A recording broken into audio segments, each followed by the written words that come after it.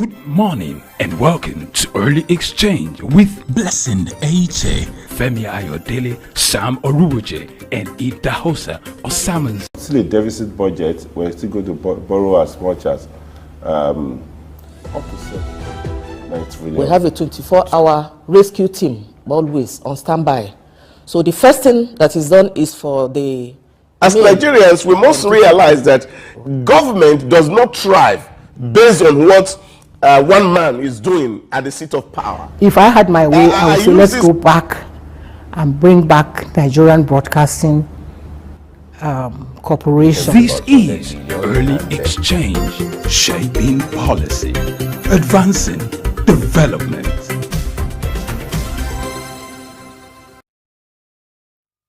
Yes, it's another beautiful day, another great opportunity for us to look at issues related to business, finance, global affairs, and the economy. This is Early Exchange, and I am Femi Ayodele. As you know that Early Exchange is all about shaping policy and advancing development with our conversation. Today, we're going to start our conversation from the UAE, where we'll be looking at the cost of living and also look at the issue of forex, the use of foreign currencies in Nigeria. It has been of concern to the Central Bank of Nigeria. We're going to look at that and the efforts being made by the Central Bank of Nigeria to address the issues of the crisis that has trailed this development. Don't forget, you can be part of this conversation. All you just have to do is to go on a social media platform, on a YouTube page, using the hashtag Early Exchange, to hear your view. And like I always say, let your voice be heard. It's your program. We hope that as we spend the next 2 hours with us, will make your day worthwhile. Blessing is also here to add value to your time. Blessing, how are you today?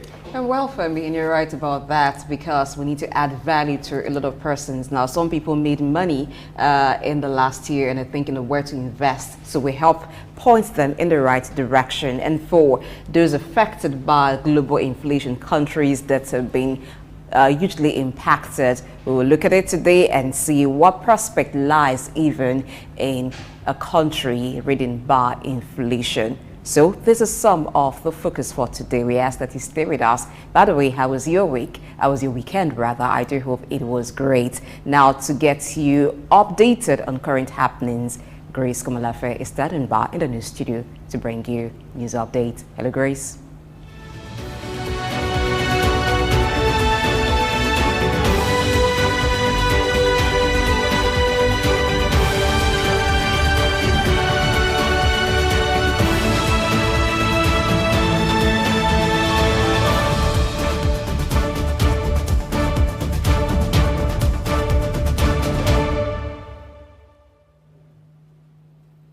Hello and welcome to News Update on Souq News. I am Grace Komalafe. As part of efforts to enhance operational efficiency in the banking sector, Nigeria's Upper Bank, the Central Bank of Nigeria, has halted its cash reserve requirement policy.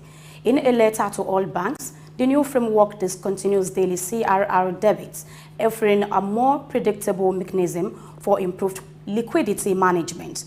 Instead of daily deductions, the bank introduces a two-phase approach, an incremental method that applies existing ratios to increase in weekly average adjusted deposits, and a lending incentive imposing a 50% CRR levy on banks failing to meet the minimum loan to deposit ratio. This aims to encourage increased lending to the real sector. The adjustment reflects the bank's dedication to maintaining monetary stability while encouraging economic expansion, as well as facilitate banks' financial planning, while encouraging increased lending stimulates economic activities. Moving on, International Breweries PLC has released its unaudited results for 2023, revealing a pre-tax loss of 87.64 billion naira, marking a significant 226% decline from the 26.84 billion naira loss before tax in 2022.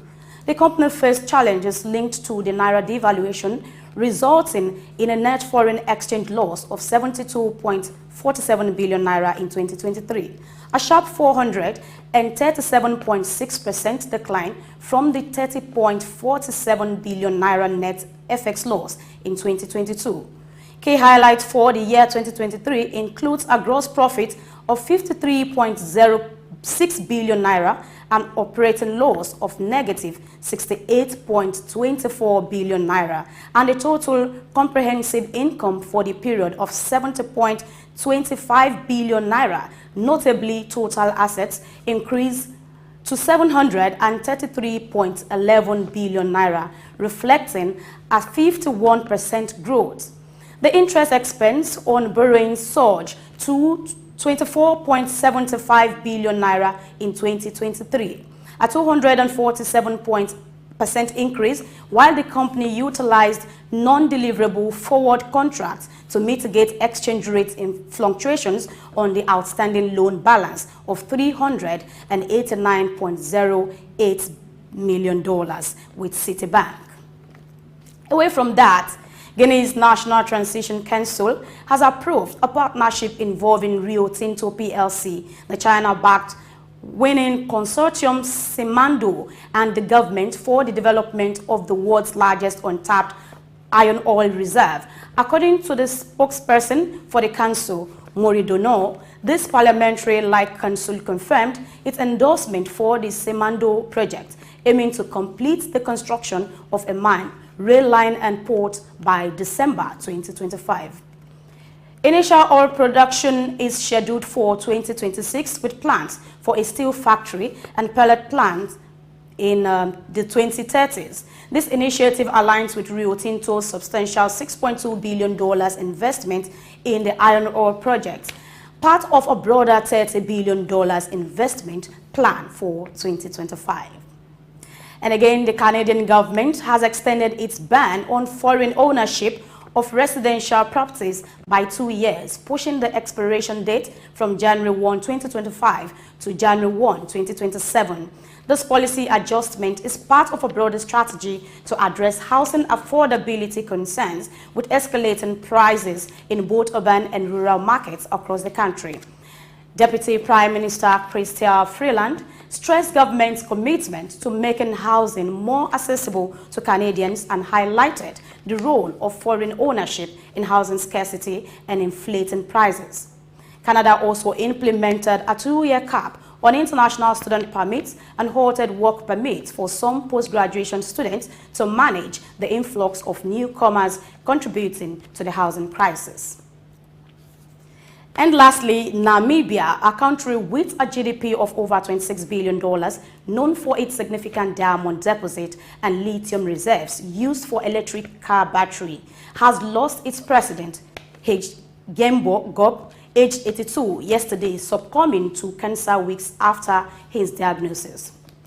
Gengob, a prominent figure since pre-independence, led this sparsely populated Southern African country since 2015. His death was announced by the presidency via a social media post earlier yesterday. This comes weeks after his cancer diagnosis, disclosed last month after a medical checkup. Gengob, in office since 2015, had previously survived prostate cancer. Until his death, President was a prominent figure in the struggle for independence for apartheid-era South Africa, who later became the country's first prime minister and a long-serving head of state. And that's the news this morning. We return to Blessed Nature and Femi Ayodele for more on Early Exchange. Many thanks for watching. I am Grace Komolafe. Have a great morning.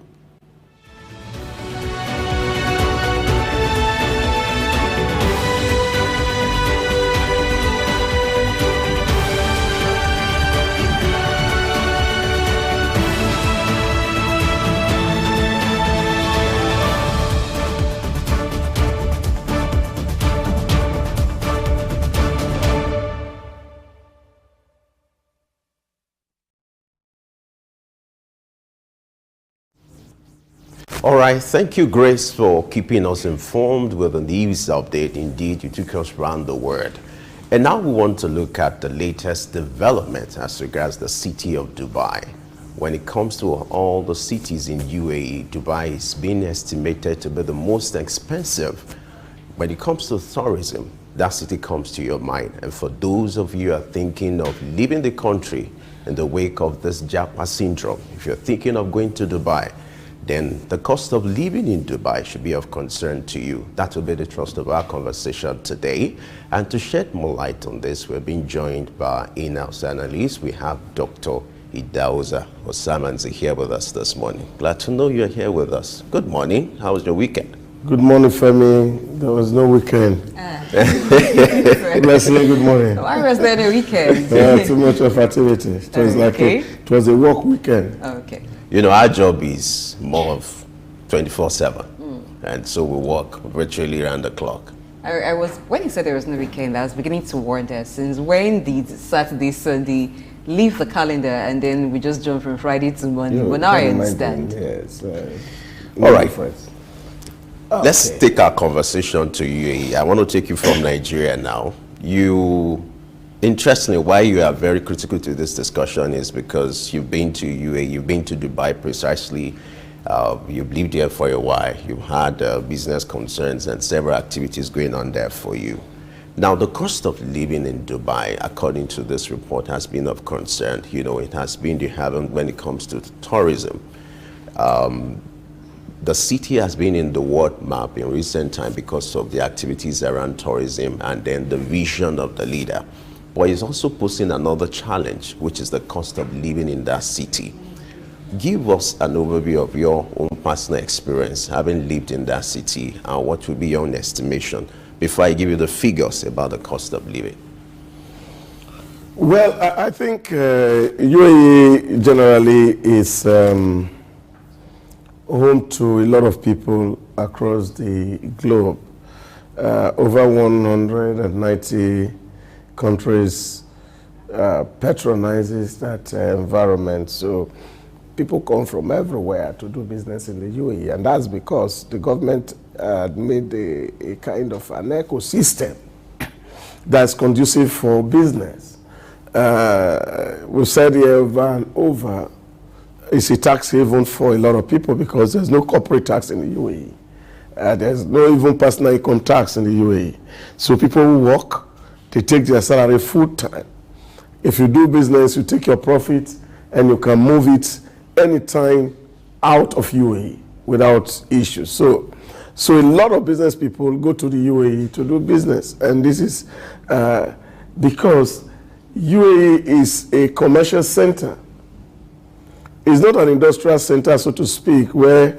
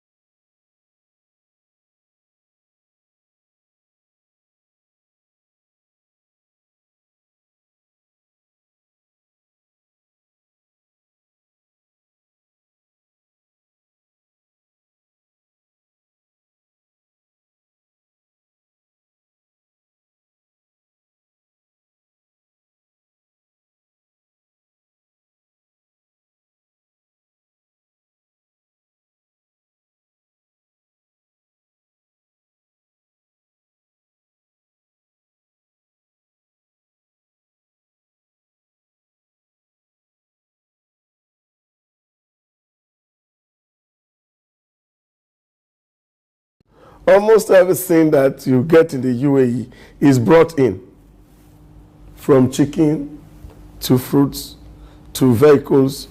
Is just like, you know, a shipping hub for the whole of Africa and the Middle East.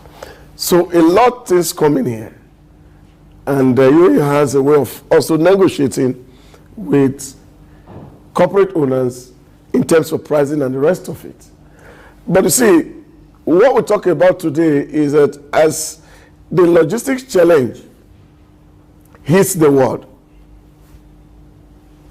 the effect is directly and straight to those economies that are dependent on imports. So with over 1,000 degree increment in the prices of goods in the last 2 years.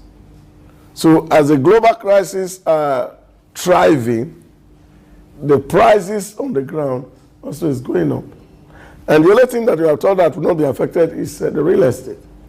But also find out that most of the real estate owners are also not indigenous. They're only partnering with the locals to build those houses. So as the cost of living is going up, cost of housing is also going up.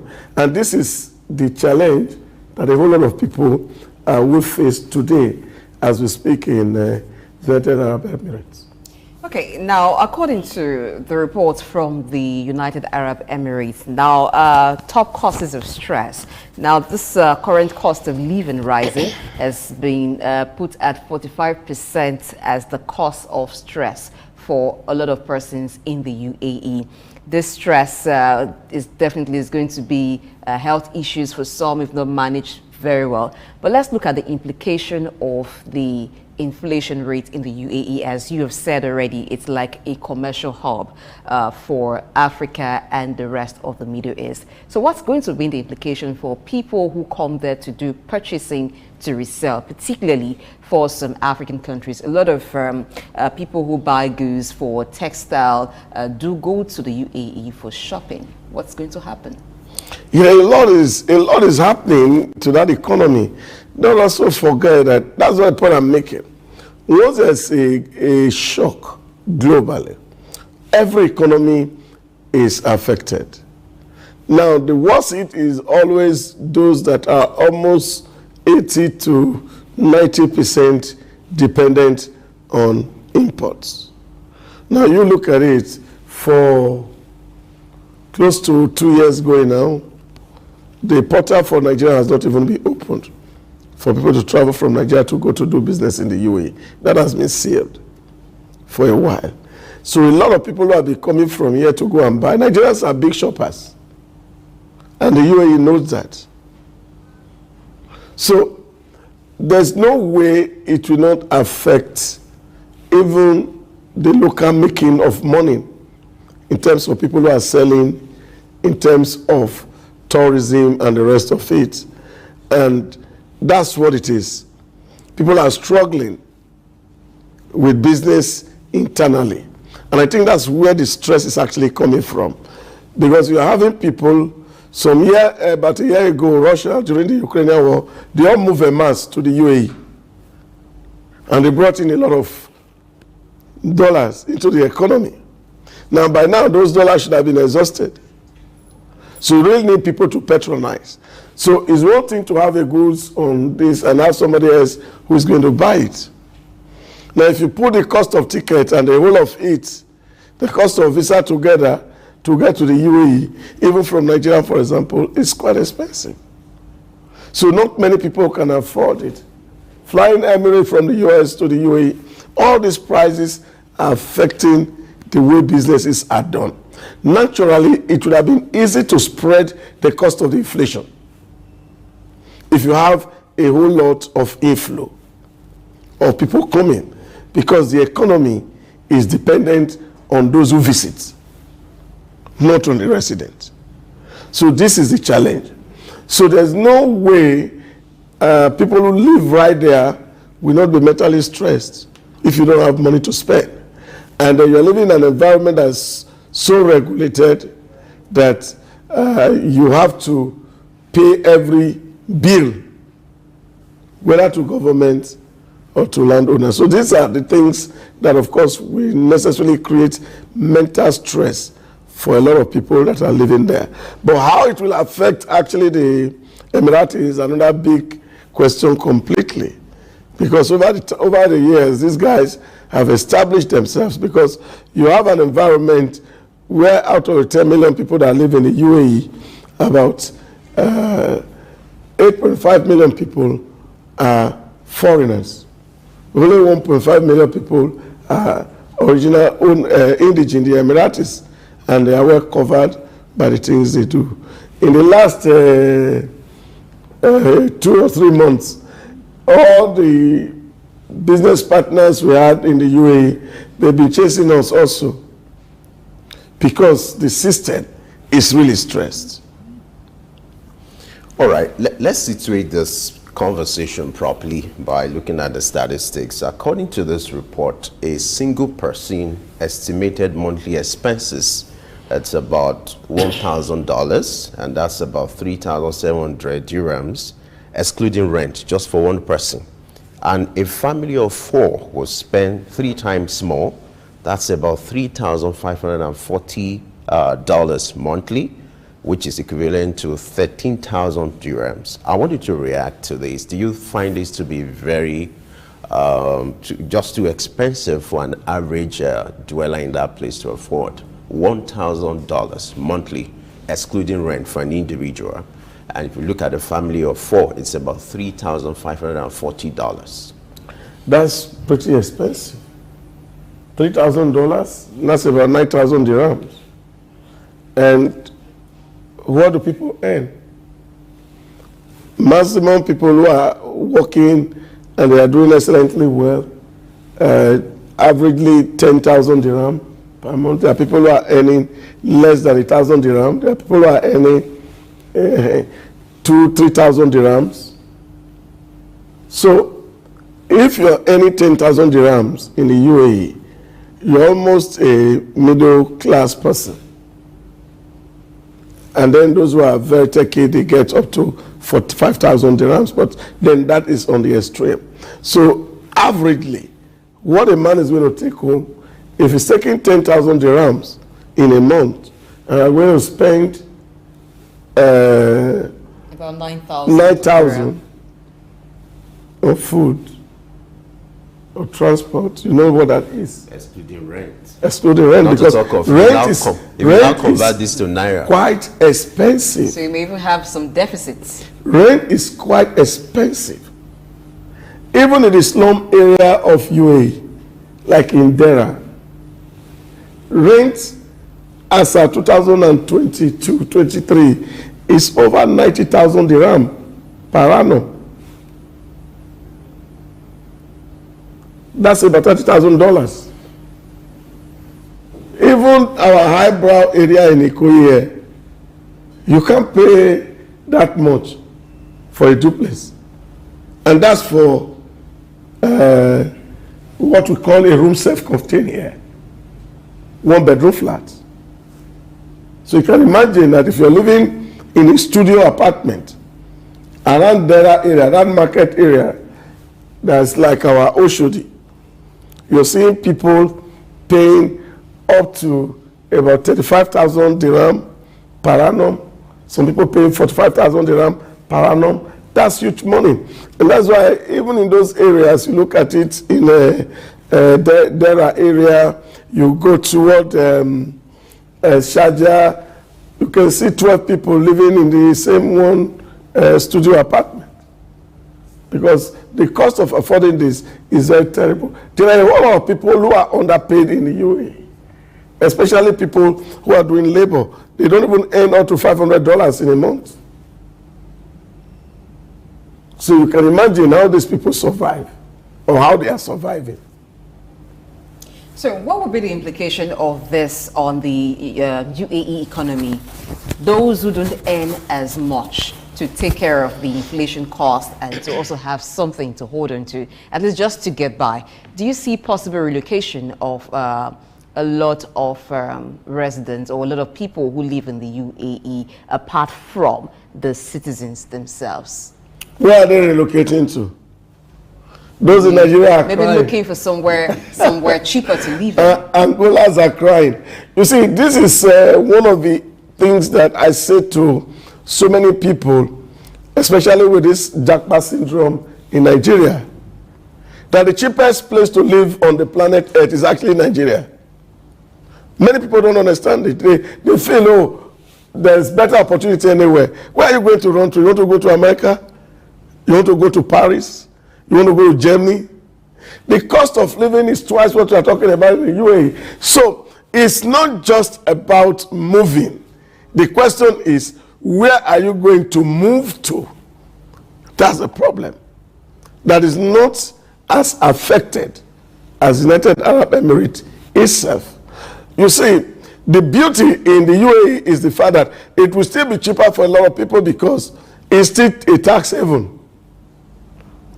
We are not adding corporate tax to the cost of things. So imagine that they were going to be putting tax on some of all these issues because they are still doing their VAT, which is 5%.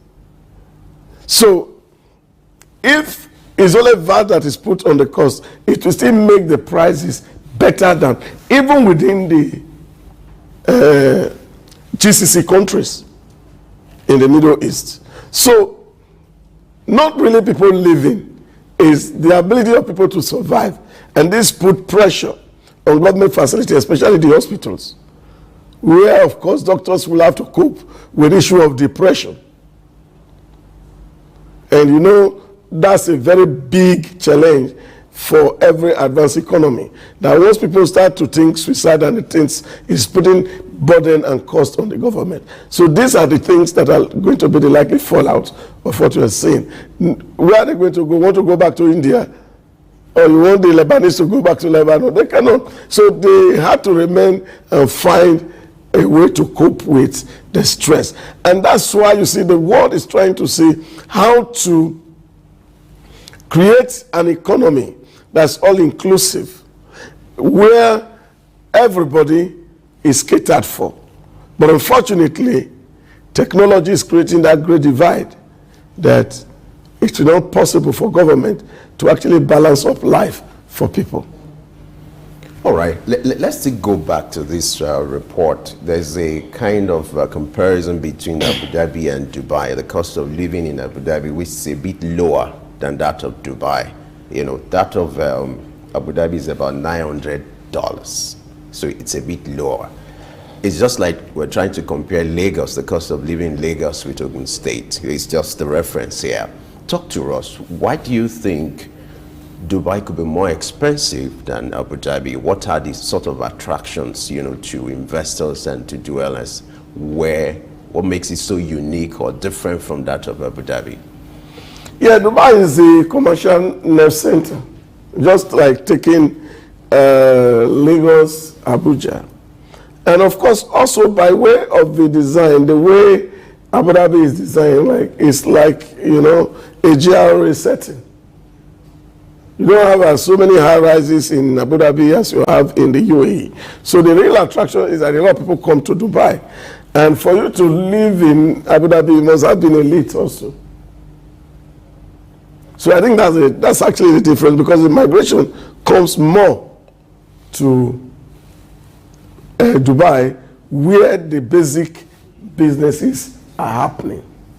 And not many people can actually afford to go to the GRA, which is where the king is, and that's Abu Dhabi. So you still have suburbs within, and these are 7 other Emirates that are within the UAE, that people can still go to Ajman, people go to Sharjah, you know, all of Al-Sakima, all these areas are also places that are less developed, where cost of living also is down. And so many of our people are actually living on the outskirts of Dubai, because Dubai is expensive, because that's where you receive almost everybody who come to do tourism.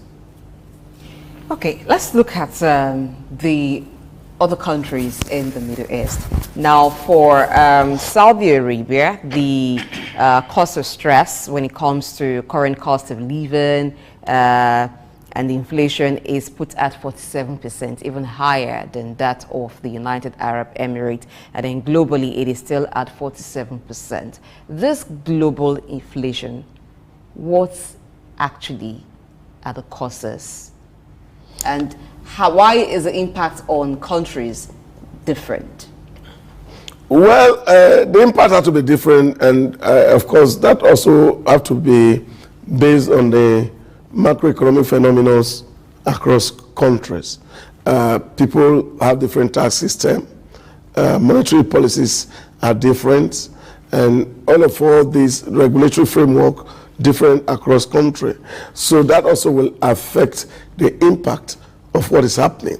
You take, for example, if you take Africa as a case, where our leaders are struggling to look good to their creditors, which are with our countries, and to prove to them that they can collect money from their people. Taxes are very high. And you also see rates of loans also on the rooftop. So you can imagine in a country like Nigeria where people have to borrow money and they have to pay up to 28%, some people up to 31% to do business. Now, if you are taking that money and you are going to import something that is coming from maybe Russia, or coming from France, or coming from China, apart from the logistic you are going to pay for, you're also going to pay for the cost of capital. And then, of course, you also have to pay for the bad internal logistics that is in here. So this pushes the price high and raises the inflation rate within this kind of a climb. But you go to some places, taxes are well reduced, lending rate is single digits, some 5%, some 9%. In short, some places is actually -1. Because you have to encourage people to take loan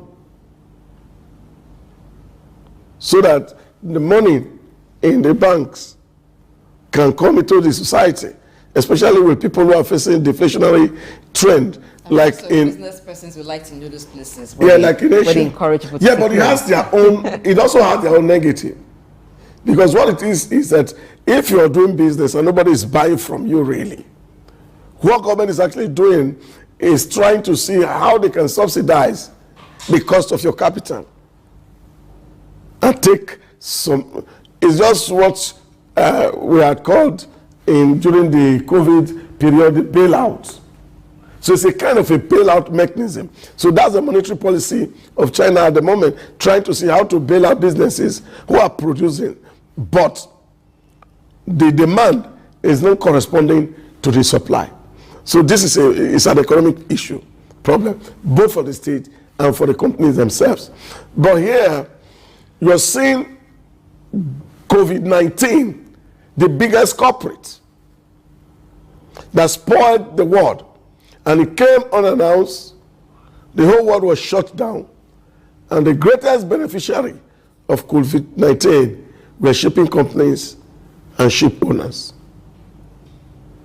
It's a record that the profit they never made, for some of them that have lived 50 years, some of them 100 years, since inception, they made that profit in a single COVID year.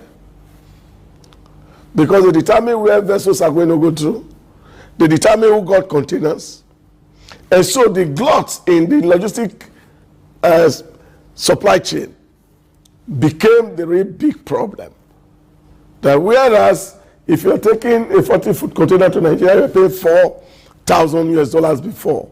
Immediately after the borders were open, after COVID, it became 12,000. So that marked increase in the cost of freight affected the cost everywhere across board. And now the world was trying to settle down. We got into the Ukrainian war. The prices of gas jumped to the high roof, creating trouble in the whole of Europe. So imagine that you're sourcing something from Europe. So the cost of energy rising, that affects the cost of production, and that automatically also affect the ex-factory costs of the product you're selling. So these are all issues. And we are thinking of ending the Ukrainian-Russian war, and we are having the Houthi rebels disturbing on the Red Sea. Vessels can come. So the problem is compounded by the day, and that's why inflation is climbing, because as cost of production increases and countries are printing money to accommodate these increments, you have so much money supply. With excess money supply, chasing very few goods, the net result is inflation. All right, it's time for us to go on a break now. We'll be right back shortly to discuss more on the cost of living in UAE. Stay with us.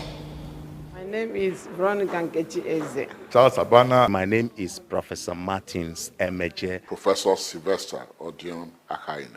Keep watching Souq News TV. The best news channel online. It's elevating, it's enlightening, it's educating. Muhammad Ali found this route in Africa. Rumble in the jungle. I swear the king is humble. Jesse Jackson, O.J. Simpson, this is black history. Andrew Young visit Africa in the late 60s. Legend, Bob Marley make the life different. Martin Luther King and Malcolm X are big names. They fought for black Americans in the old days. We need same revolution in our own ways. Michael Jackson, Janet Jackson, Mr. Jay-Z, Snoop Dogg, Dr. Dre and Eddie Murphy. American prosperity ain't complete with African poverty. It's legendary Idris Abdul Karim, and you are on to Souq News. You don't touch that dial. Tafawa Balewa Square, TBS. Tafawa Balewa Square was initially used as a horsing ground called Lagos Race Course. The edifice was constructed by General Yakubu Gowon in 1972 and named after Nigeria's first Prime Minister, Sir Tafawa Balewa. Tafawa Balewa Square is located at 45/57 Marse Bangboshe Street on Lagos Island, Lagos, and referred to as TBS. TBS is a 50,000-seater capacity venue and houses the Remembrance Arcade, the 26-story Independence House, which at a time was the country's tallest building. When Lagos served as the country's seat of government, the National Assembly Complex was within the TBS. Also in the square are the National Broadcasting Commission Office, the Nigerian Hydrological Services Agency Office, shopping centers, travel agencies, restaurants, car parking lots, and a bus terminal. Tafawa Balewa Square is adorned with beautiful statues of white horses and red eagles, symbols of strength and dignity. Our historic neighbors include the King's College and the Holy Cross Cathedral. Tafawa Balewa Square hosted some of the country's memorable events, such as the Independence Day in 1960, when Nigeria gained independence from Britain, the Armed Forces Remembrance Day, which is celebrated annually on January 15. The edifice is a national cultural asset. Tafawa Balewa Square, Souq Enlightenment. Good morning and welcome to Early Exchange with Blessing Aiche, Femi Ayodele, Sam Oruwoje, and Idahosa Osamans. Still a deficit budget. We're still going to borrow as much as up to 7-9 trillion. We have a 24-hour rescue team always on standby. So the first thing that is done is for the... As Nigerians, we must realize that government does not thrive based on what one man is doing at the seat of power. If I had my way, I would say let's go back and bring back Nigerian Broadcasting Corporation. This is Early Exchange, shaping policy, advancing development.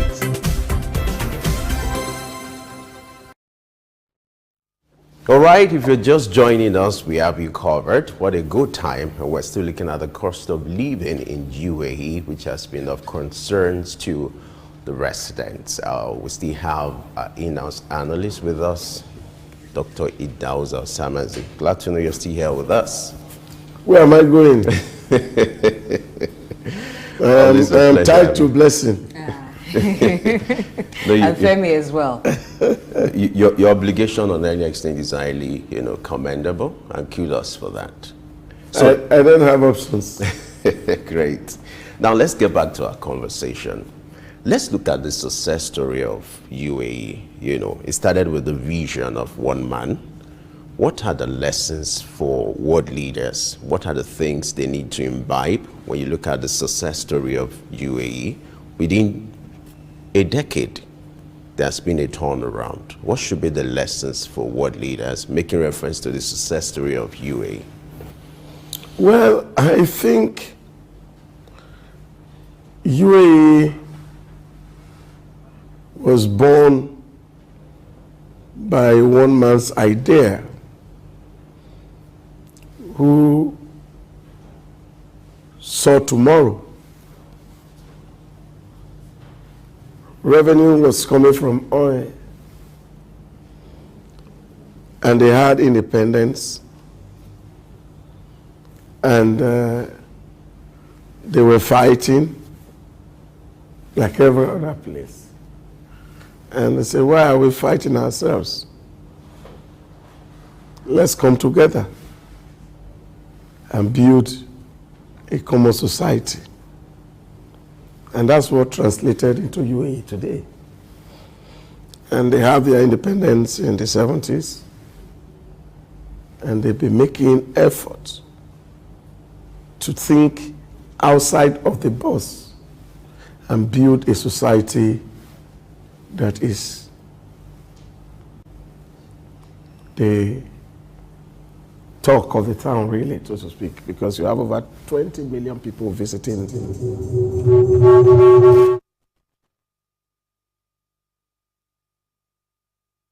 For tourism, just to see big projects. So it's a foresight. And the story of UAE, for me, what we can learn is that for every heart that is willing, nothing is impossible. Oh yes, because the real issue which we face here, the current ruler of Dubai was saying, oh, my father had a very big vision, and then he talked about how they decided to build and did everything. But one fundamental element which is stressed, apart from the vision of the man, was the people who believe the vision. So it's not just enough to cast a vision. How do we mobilize people to believe or buy into the vision is the biggest issue in change management. And that's where our country, for example, had not been able to do well, because we create too much suspicion. We have not been able to build trust across the divide, so that people understand to say this is where we are going. And fundamental to every change management also is your ability to communicate your compelling vision. Now, most states cannot communicate their vision, but it's beautiful, but you cannot sell it to the people. And so you don't get buy-in. People who enlist into it. So, but you have a man here who sold a very compelling vision to the citizens, and the citizens accepted the vision, they bought into the vision, and everybody has been running with that vision. So that for me is what it is. visionary leadership, transformatory leadership. Now, when you look at UAE, what you see is value for human beings. Stress-free life. You get to every bus stop because the sun is heavy. Every single bus stop in the UAE has an air condition inside it with sitting arrangements. So even when you are waiting for a bus to come, you are waiting for a train to come, there's a place you can sit, fully air conditioned, while you wait. Okay. Because you're thinking about the people. So that's what is important. And if you don't think people and you are thinking things, you cannot build civilization. Thinking people and not things. All right, joining us in the conversation right now, we have Prince Frank Onene, who's in the United Arab Emirates, and so he'll be talking to us there, giving our situation report, how it is there. Good morning, sir. Welcome to Early Exchange. Please unmute your mic so we can hear you clearly. Right. Hello, Prince Frank. Thank you very Can much you for hear the me? opportunity and for the time to spare out. So how are you doing this morning? Doing wonderful. Beautiful weather out here in Dubai today. So talk to us about the situation in Dubai, inflation. How much of impact is it having on the buyers and the sellers and businesses around? Want to take that again? Okay, so I just wanted to give us a situation report because you were there right now. How is it with businesses and even the residents purchasing and the businesses making sales in terms of patronage? How's inflation affecting the people there? Well, thank you. Basically, Dubai is one good thing here is the ruler of the Dubai part of the Emirates is giving us foreigners a very good platform to do business. So it's the doors are open to pretty much all nationalities or race. Yes, with the recent visa issues with some African countries, of course, Nigeria being one of them, has really affected businesses related to African descent, mostly Nigerians, because this is, can you hear me? Yes. Hello? I can hear you. Go ahead. Right. So it has taken a turn, a very negative turn to Nigerian related businesses in terms of travel. For those of us that have got business tied up to Africa and the rest of mostly West Africa, Nigeria mostly, we are feeling the pain, you could say. There's not that much traffic, so it's something that we, being old residents of this country, have been aligning with the leaders, the rulers, chamber of commerces to try to sort out whatever differences are there between both countries. But one good thing for us is being Nigerians, we're very resilient people. We don't just, for all business people here, we don't just depend just on the Nigerian market. We've extended our reach out to other regions to kind of make ends meet. But having said that, there has been a bit of a pinch in terms of business flow from Africa, mainly Nigeria. Real estate has been affected, pretty much tourism, hospitality, and for those of us that have got freight forwarding businesses have also been affected. And also with the recent currency situation, the Naira being devalued is also not helping matters. So we're pretty much struggling, you can say. But yeah, so that's the situation report for now. Hoping for the best.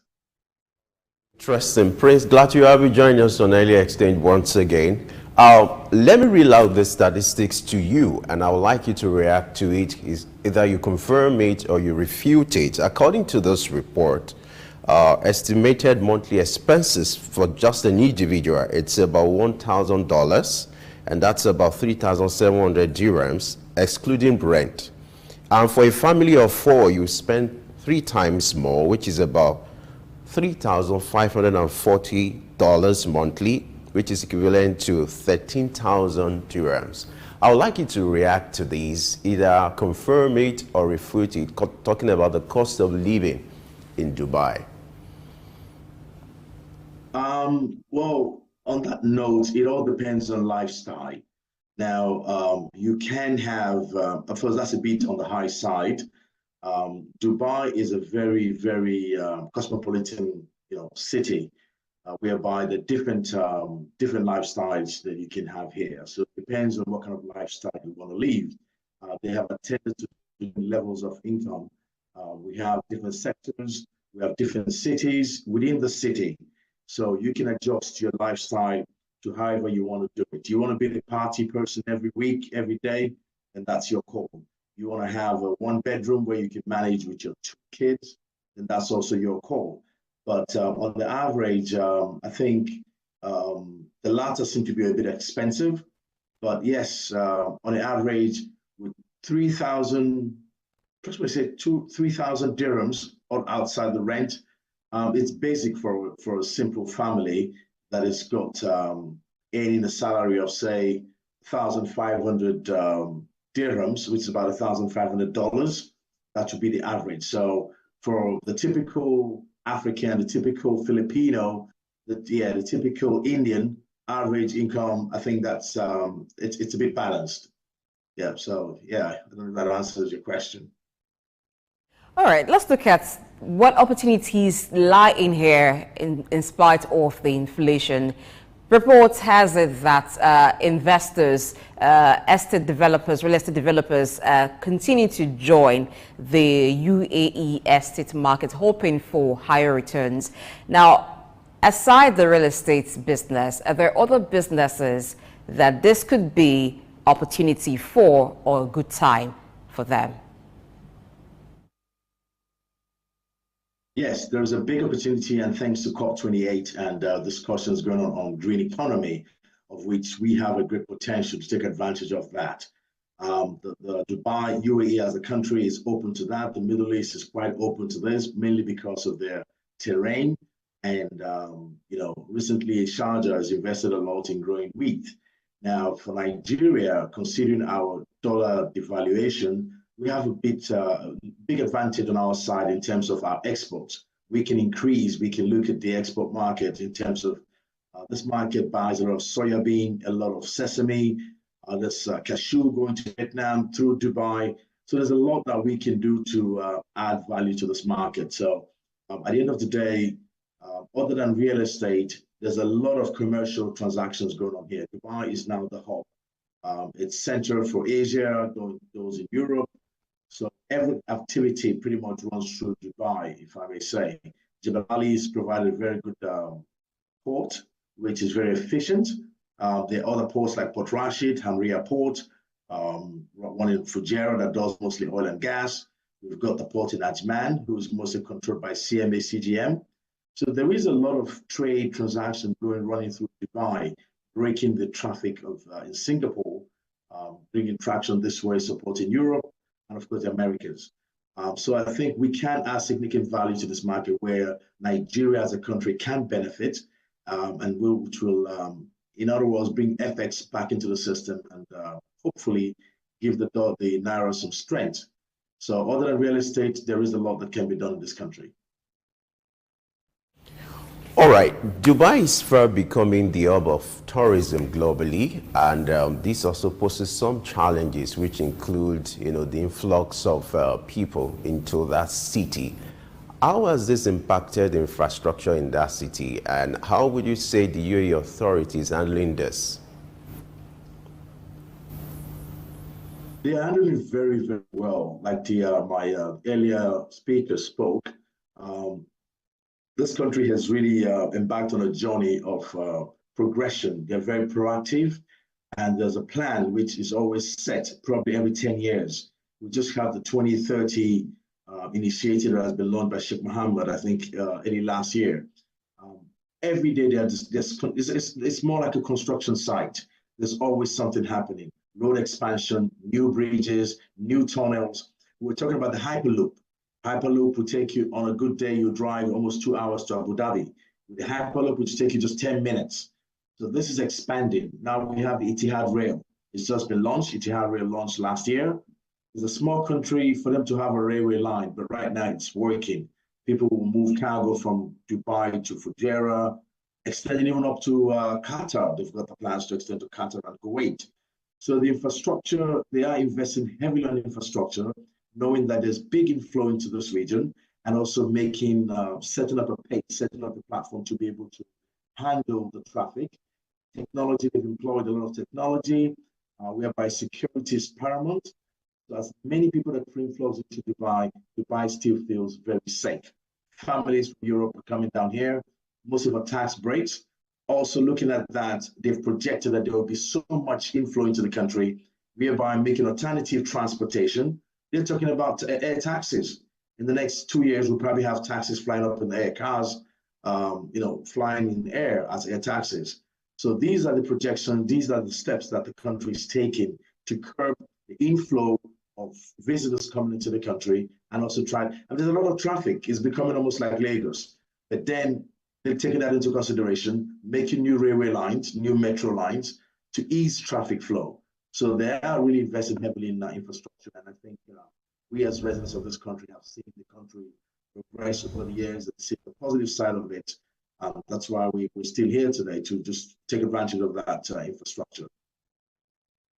All right, since you made a bit of comparison between Dubai and Lagos in terms of traffic, let's expand the comparison. Now, for Dubai, that relies heavily on importation. Nigeria does the same thing, but we've seen them handle that differently. So what can Nigeria learn in that aspect? It's always been said that one of the undoing of Nigerian economy is because it is import dependent, but we've seen that play out in Dubai and produce a different result. What's to learn there?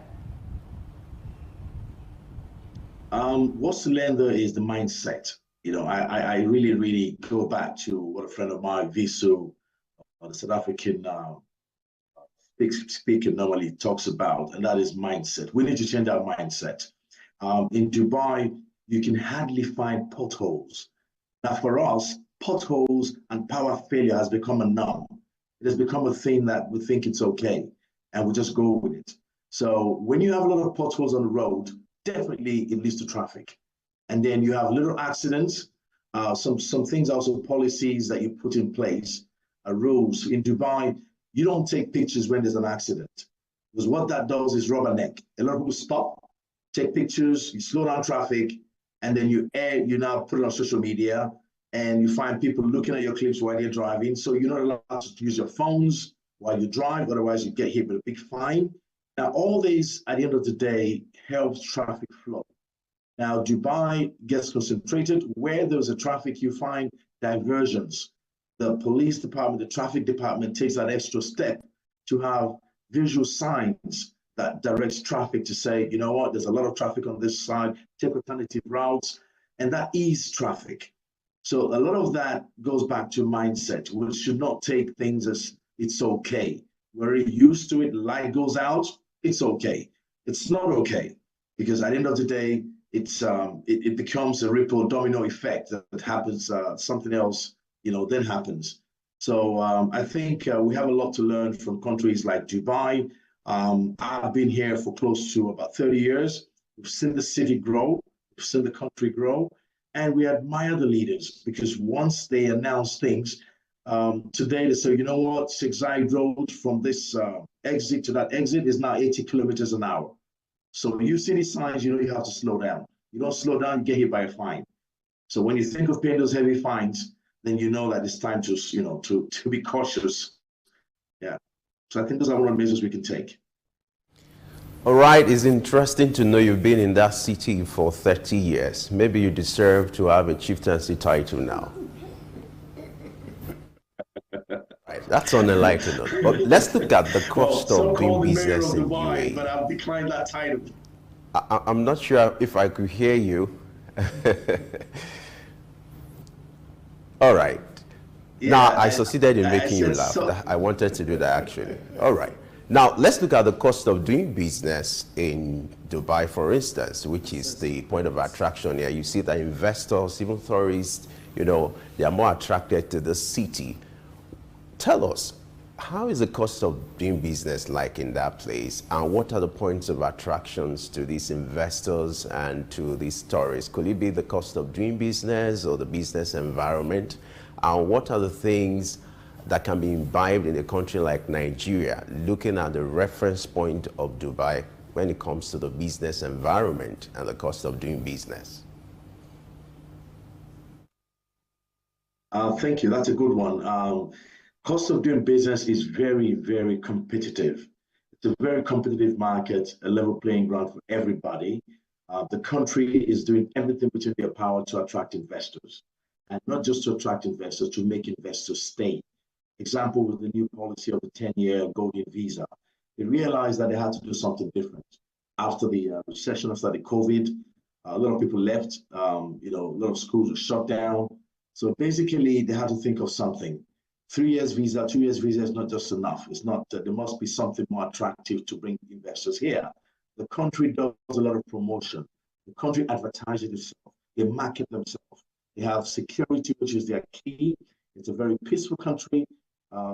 You know, so basically they've reached out to all and sundry. You can set up a business with as little as $1,000. Now, they've got set up where we call co-working spaces. If you have an idea, there's an area called Innovation Center. You come to DIFC, there's an innovation hub. You've got an idea, you pay a little bit of money, you get a license, you can run your business. You don't have to have staff. You want to have e-commerce, they let you have a license that you can operate online and market your goods while being regulated in terms of you have a department that takes care of such kind of businesses.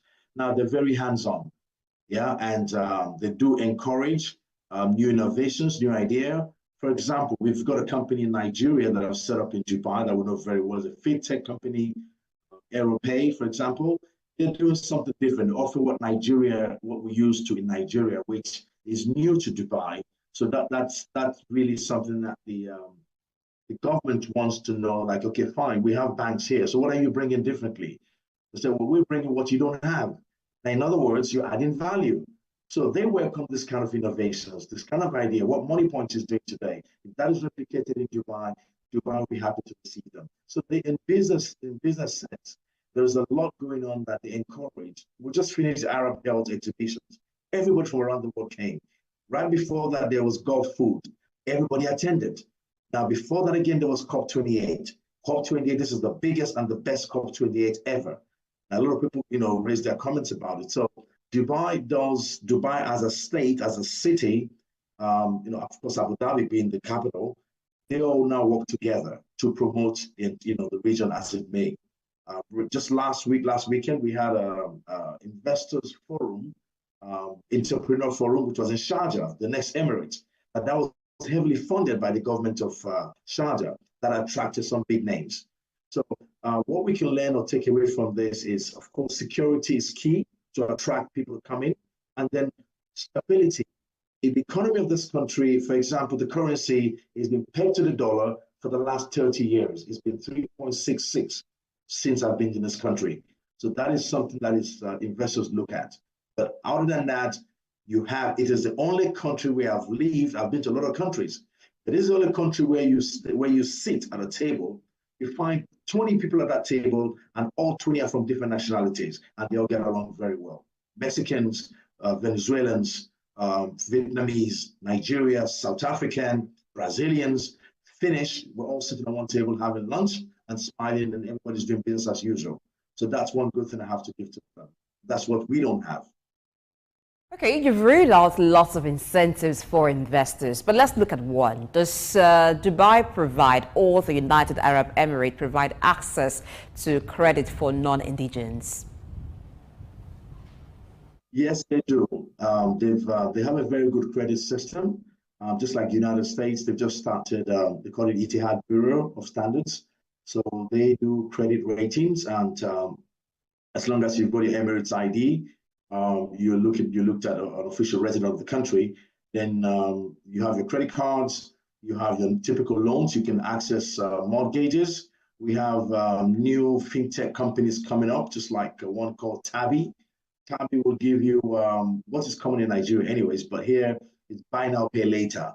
You use Tabby, you can buy food, you can buy furniture, you can buy whatever you want, and you can pay in 6 installments. That comes almost automatic. Having lived here over the years, I'm not a credit card person. I don't believe in credit, but for those that do, you have access to that. As a business owner, you can have easy access up to 5 million dirhams, which is about $1.5 million, if your papers are in place. That can go up to $50 million. An individual, you can get as much as 250,000 dirhams, which is close to about $60,000 to $70,000. Yeah, which you can use. They have two platforms. You have a personal loan and you have a credit card, so you can access either both, and also a car loan. So having access to credit is there as long as you're disciplined, you have good credit score, you can access their loans. Yeah. We understand that globally interest rates are high, but these loans that you've talked about that are provided for non-indigents in the UAE, at what rates does it go for? What is the rate attached to it?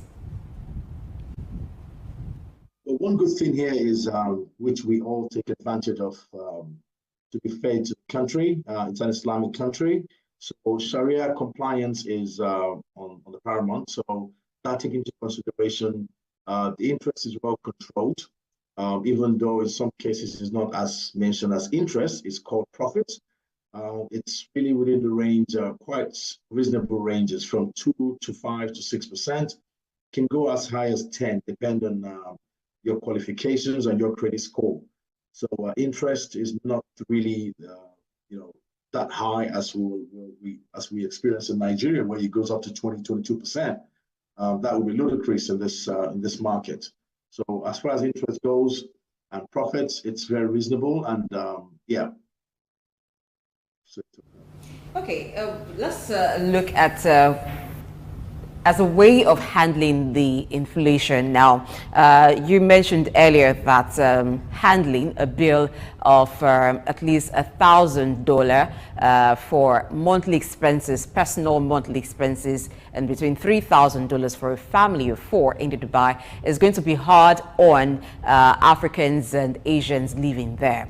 So in Nigeria, when issues like this happen, you find that there is a call for wage bump.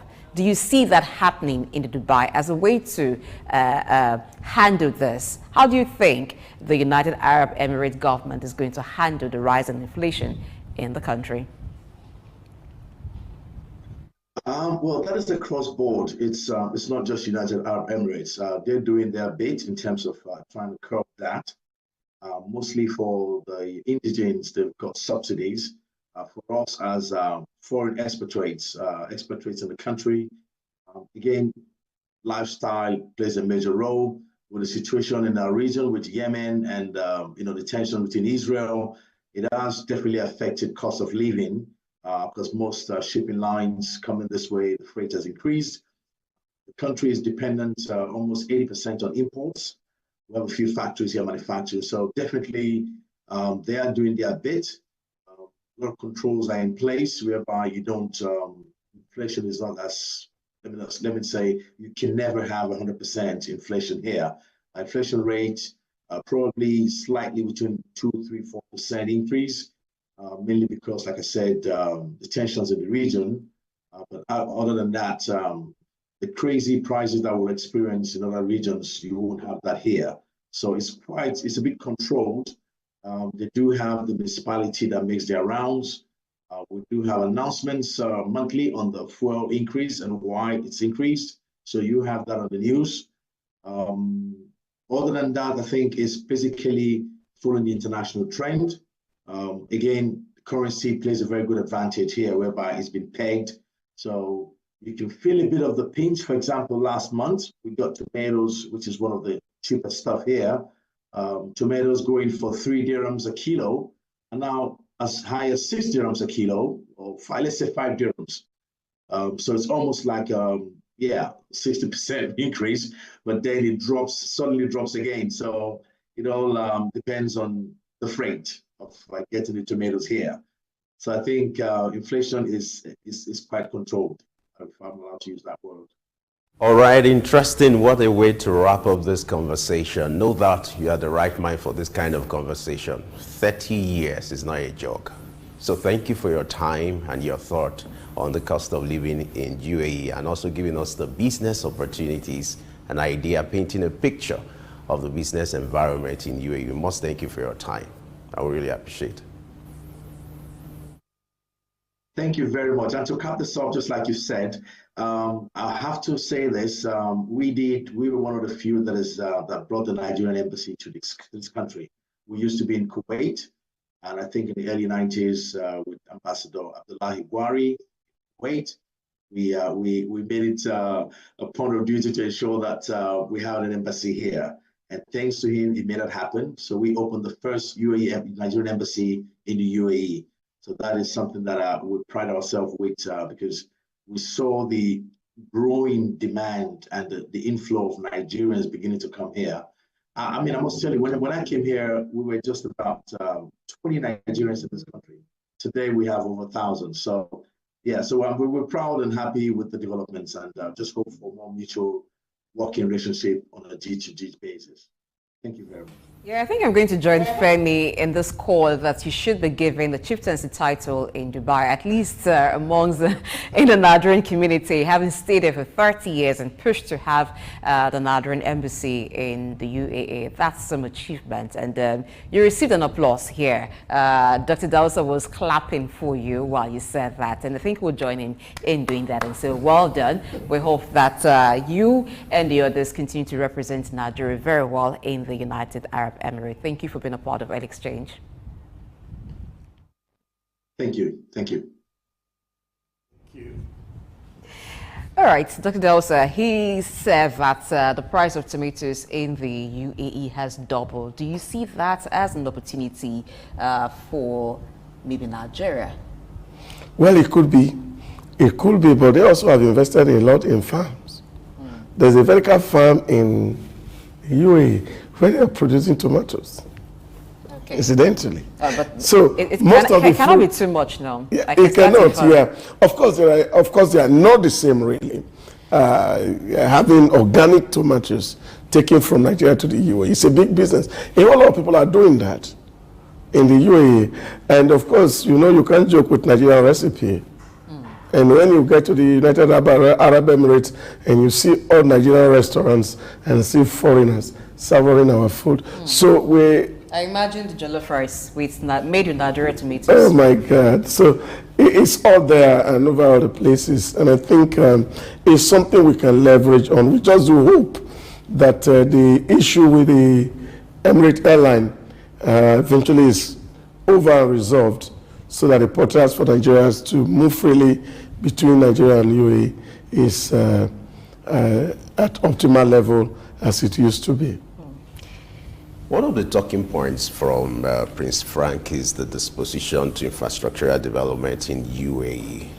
What are lessons for a country like Nigeria? You know, it seems to us that some of the states do not have a master plan or prepare for the expansion to come. But you have a situation in UAE now where there's a master plan and there are preparations being made for expansions that could arise. What should be the takeaway for Nigeria and some of the states you have here as regards the issue of urbanization and the need to have a master plan?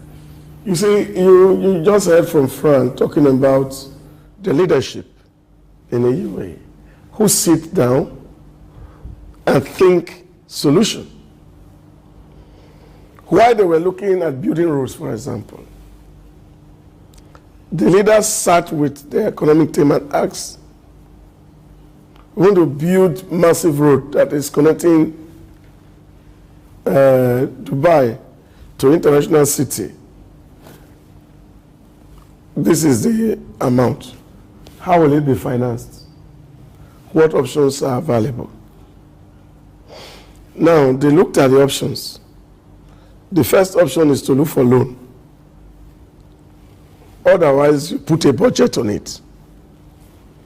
Otherwise, you look for grants or PPP, where you ask other people to bring money and invest in it, and they give you money.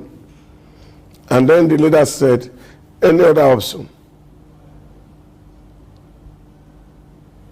Because we have seen all this for not working. What else can work? And somebody said, well, we can also try to toll the already existing road and use it to build a new road. And then he fought for that option. So they started the Souq, the Clean Road Project. What they did, you hear talk about police diversion of routes. Alternative routes were created, and the clean roads were told. Electronic toll gates. The cameras are up. All the 1.5 million vehicles in the UAE has electronic tags. So as soon, and wallets are created for all the vehicles. So as soon as you drive past where a Souq camera is, the money automatically is deducted from your wallet. There's nobody issuing receipts. There is no human being manning that gate. And the money flies into the government's account, separate account, not the CRF fund. No, it's Souq fund. It's made for road. And over a year, they rake in over 800 million US dollars. So this money is channeled to build a second road. Now, when you build a second road, what do? You put another Souq. So you keep duplicating. Yes, replicating itself. And you can imagine, and it's always going to be, if you enter a taxi in the UAE and you get where the Souq is, the toll take it from you, and then the bill is passed to the passenger from the driver, from the ROTA vehicles. So if it's a private vehicle, you bear the brunt. So, and the monies are not too much. It's just 40 dirhams. Per day or per time that you go Per through time the you road? passes through the Souq. But if you don't want to use the Souq, you have an alternative route to use, which of course you may spend more time because of traffic and the rest of it.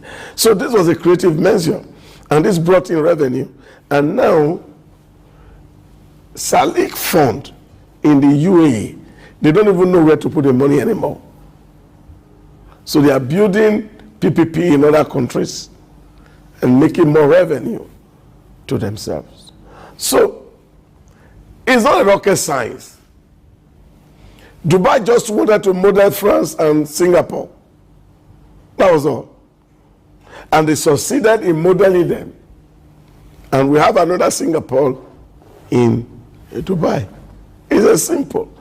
All Nigeria need to do is to sit down and ask ourselves, what do we really want? Is it politics we want or development? And once we can answer that question, every other thing will just be fine. I'm impressed at how much they've developed a credit economy. And Prince Frank talked about how the rates between 2 to 10%, not really interest rate, but profit, what you pay back on whatever loan given to you. So this act like a buffer at times like this, helping to control inflation. How feasible is it to achieve a system like that in Nigeria or even in Africa widely, a credit economy? It's just our hypocrisy. The Islam we have in UAE is the one we have in Nigeria. Just imagine that the northern region or Kano City. Kano is a trading hub for almost all Sahel. And imagine that those who govern Kano can sit down to replicate. Because all that UAE is doing is they are using the Islamic model of banking. The Muslim states in Nigeria can also employ it and use the riba banking, that is interest-free banking. projects in the north to attract investment to those regions. But you see, like Frank said, for you to be able to achieve that, you have to create an ecosystem where people can feel safe. Even within Nigeria now, if they send your daughter to go to Kano for a youth corps service, you'll be walking to moving back to elsewhere because the environment, people are not feeling safe. And this is where all the traditional rulers in the north need to sit down and ask themselves a very basic question. The problem of insecurity in the north is not something that is beyond what the northerners can resolve if they take politics out of it. And then you can have that environment where business can thrive and things can be done well. All right, it's been wonderful talking about the United Arab Emirates, looking at the inflation rate there, how it's impacting the country, and how it's been handled. What are the opportunities for those living there, businesses there, and of course, investors in other continents? These have been the thrust of a conversation this morning. I would thank Dr. Idausa Osamanze, who's been with us here in the studio, and as well, Prince Frank Onede, who joined us virtually. We'll move on to another matter after this break. Just stay tuned. The National Theatre, Igomu, built during the military regime of Olusegun Obasanjo and finished in the time for the Second World Festival of Black Arts and Culture, FESTAC, in 1977. The theatre holds amazing treasures and memories. The artworks fill everyone with pride. The National Arts Theatre is visible from the motorway which connects Lagos Island and the mainland. The National Theatre is packed with the artworks of legendary contemporary Nigerian artists, stained glass walls by Yusuf Grillo, sculptures and murals by Lamidi Fakeye, Erabo Emopai, and many others. It was put to full use for a month as one of the 4 venues of the Second World Black and African Festival of Arts and Culture, tagged FESTAC 77. The complex hosted 16,000 participants from 56 African countries and the diaspora in an unprecedented showcase of African music, fine art, literature, drama, dance, and religion. The National Art Theatre was built and designed by Techno Expert Stroll, a Bulgarian company, mirroring the Palace of Culture and Sports in Varna, Bulgaria. Completed in 1976, the building is one of the largest and most beautiful of its kind on the African continent.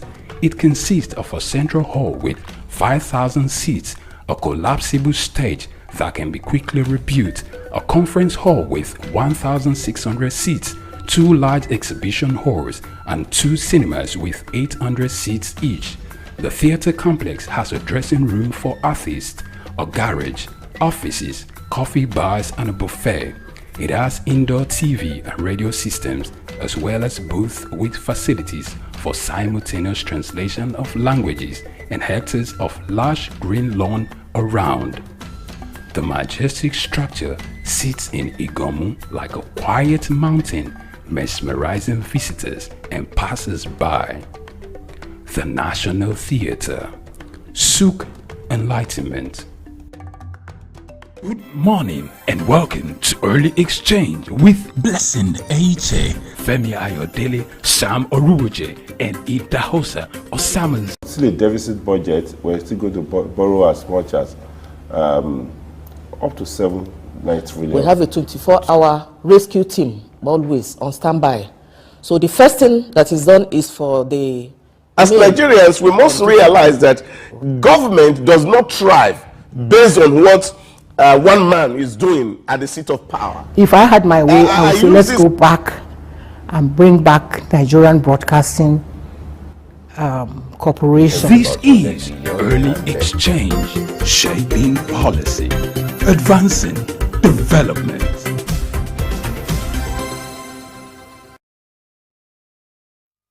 Yes, indeed, it's our obligation on this program to shape policy and advance development with our conversation. And now we're taking a switch to look at the use of foreign currencies for domestic transactions in Nigeria. This has been of concern to the Central Bank of Nigeria in recent times. It is often said here that when dollar sneezes, the naira catches cold. This has been the situation for some time now. What has been the effort of the central bank in curtailing this kind of development? That will be the thrust of our conversation now. To provide a better perspective to this, we've been joined also by an in-house analyst. We have Sam Uruwije here with us this morning. Good morning. Glad to have you join us on Early Exchange. Good morning, Femi. My pleasure to be here. Good morning, Sam. Good morning, Blessing. It's good to see you here today. It's been a while. I don't think so. It will always not look so like long, that. but it's been a while. My pleasure to be here anyway. Thank you. How was your weekend? Beautiful. Oh, good to know. Good to know. So that means we're in for a wonderful time this morning. Thank you. All right, let's look at this trend, which has been of concern to the Central Bank of Nigeria. In fact, a circular has to be issued in that regard recently, which is not the first time. The use of dollars and foreign currencies for domestic transactions in Nigeria, in spite of the fact that the CBN has maintained severally that the naira remains legal tender, but you have this preference for foreign currencies in Nigeria. Talk to us. Why do you think you have this kind of development? How did we get here? Well, personally, I don't share that perspective. I know there are few businesses that like to collect dollars. I think it is the responsibility of the regulatory authority to make sure that transactions are done in the legal tender of our country. So whether some people do dollar transaction, I think it will be a failure on the part of the Central Bank of Nigeria and all the allied agencies that are responsible within the monetary framework regime of the country. So I don't see any reason. I've been to other climes, I don't want to mention country-specific term, where you make transactions and you even have dollar option. They will always ask you to convert your dollars into the local currency to initiate your transaction. So I don't know why it should be different here. So if the central government, Central Bank of Nigeria feel that this is the issues, I think they should find a way to track down those who do transactions in dollars, so that that can serve as a deterrent to people who demand foreign exchange to do local transactions. Those are my personal views. All right, apart from the official channel when people want to make transactions paying with dollars, there's also been the trend of spraying dollars at parties, even parties done within the country. Now, this high demand for the use of the dollar, do you find it associated with a class thing other than a means of transaction or a legal tender issue? For people spraying money at parties, there's some cultural imperative when it comes to, but then the central bank in the recent time with the EFCC have often said that it's not necessary to spray those kind of money. But then if there's a regulatory framework in place, I think those agencies should find a way. I understand, I read in the paper recently that somebody was sentenced to sentenced for spraying dollars. I don't know how true is that, but I'm okay. My name is Raymond Bola Brown. Hi, my name is Fred Amata, and you are on to Souq News. If you are watching this channel for the first time, make sure you continue to watch it, because this is Souq News. Shout out to Souq News. Actually, I don't know. I really enjoyed the little moment I spent with you, and I think with more of this. Souq News. Here's the Souq News, who had the courage to transcend a locked-off camera and actually have a conversation with a human being. It's a pleasure, Souq News. Thank you very much.